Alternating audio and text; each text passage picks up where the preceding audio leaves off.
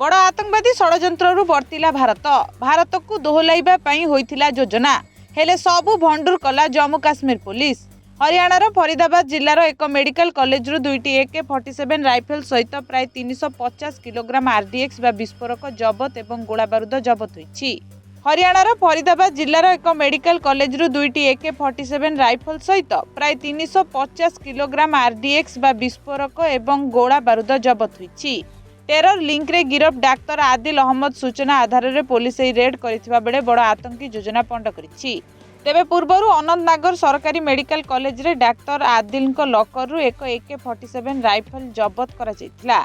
आदिल को गिरफ्तारी पर अन्य जने डाक्तर को मध्य अटक रखा जायतिला। एहार किछि दिन पूर्वरु श्रीनगर रे आतंकवादी संगठन जैशे मोहम्मद रो पोस्टर लगाइबा अभियोग रे यूपी रो सहारनपुर रे गिरफ होइतिबा डाक्तर आदिल को सहित पुलिस तदंत आरंभ होइतिला। एही तदंत एबे 3टी राज्य को व्यापिथिबा बेले गत 3 दिन धरी जम्मू और काश्मीर पुलिस एवं अन्य सुरक्षा एजेंसी गुड़िक निरंतर चढ़ाऊ जारी रखिछंती। प्राय 500 स्थान रे चढ़ाऊ करा जायछि एवं 30 रु अधिक लोकन को गिरफ किबा अटक रखा जायछि। अधिकारी अनुसार यह केवल जम्मू एवं काश्मीर नुहे बरं समग्र देश में व्यापिथिबा एक नेटवर्क अंश होइपारे।